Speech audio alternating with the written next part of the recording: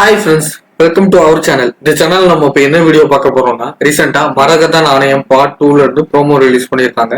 அந்த ப்ரோமோக்கு தான் நம்ம ரியாக்ஷன் கொடுக்க போறோம்.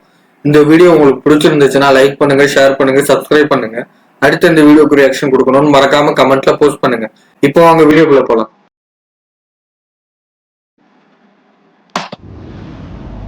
Passion Studios, Access Film Factory.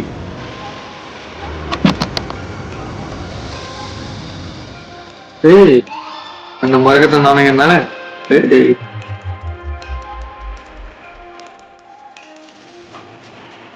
ஆதி, பிரியா பவானி சங்கர், சத்யராஜ் சாரும் இருக்காரா? விக்கி கல்ரானி அவங்களும் இருக்காங்க போல இருக்கு இந்த படத்துல. Okay, Vibhu Menon, Thomas musical. Oh, written and directed by A.R.K. Sarwan.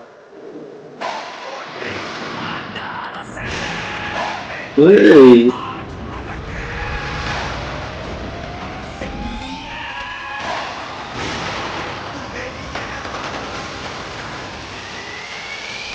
வேற மாதிரி மரகத நாணயம் 2 வேற லெவல்.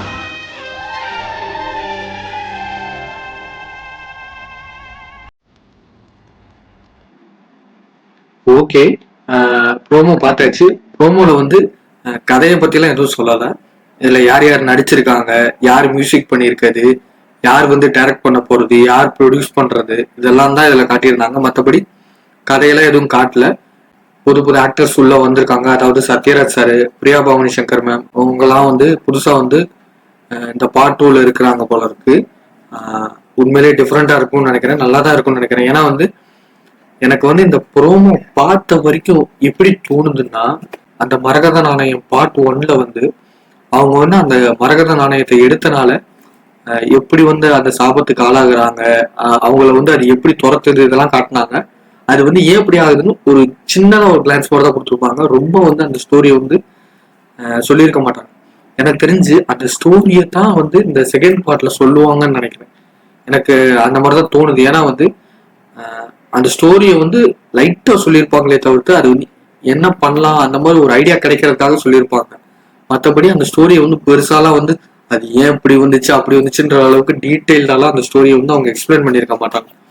ஸோ வந்து இந்த படம் வந்து அந்த ஸ்டோரியை தான் எக்ஸ்பிளைன் பண்ணணும்னு நினைக்கிறேன். ஏன்னா அந்த மரகத நாணயம் இருந்த அந்த இடத்த சுத்தி மக்கள்லாம் நிக்கிற மாதிரி காட்டியிருக்காங்க. அப்படி பார்க்கும்போது எனக்கு தெரிஞ்சு வந்து அந்த மரகத நாணயத்தோட கதையைத்தான் இதுல சொல்லுவாங்கன்னு நினைக்கிறேன். அந்த கதை வந்து ஏன் அந்த இது வந்து சபிக்கப்பட்டுச்சு, அதை எடுக்கிறவங்களெல்லாம் ஏன் வந்து அதை அழிக்க பார்க்குது, அதாவது அதை எடுக்கிறவங்களாம் ஏன் சாகுறாங்க, இந்த மாதிரியான ஒரு ஸ்டோரி வந்து ஏன் உருவாச்சு, இதெல்லாம் தான் வந்து இந்த மரகத நாணயம் பார்ட் 2ல வந்து சொல்லுவாங்கன்னு நினைக்கிறேன்.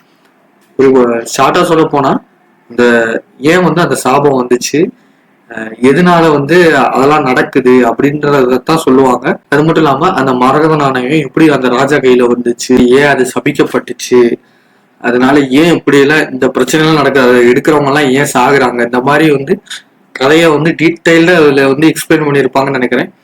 எதனால அப்படி நடந்துச்சு, அந்த ராஜாவோட கதை எல்லாத்தையுமே வந்து டீட்டெயில்டா இந்த படத்துல வந்து சொல்லுவாங்கன்னு நினைக்கிறேன். அதுக்கு தான் இந்த படம் நினைக்கிறேன். உண்மையிலே டிஃப்ரெண்டா இருக்கும் தான் நினைக்கிறேன். ஏன்னா வந்து மரகத நாணயம் முன்னே வந்து வேற லெவல்ல இருக்கும். இது வந்து கொஞ்சம் டிஃப்ரெண்டா சூப்பரா போகும்னு தான் நினைக்கிறேன்.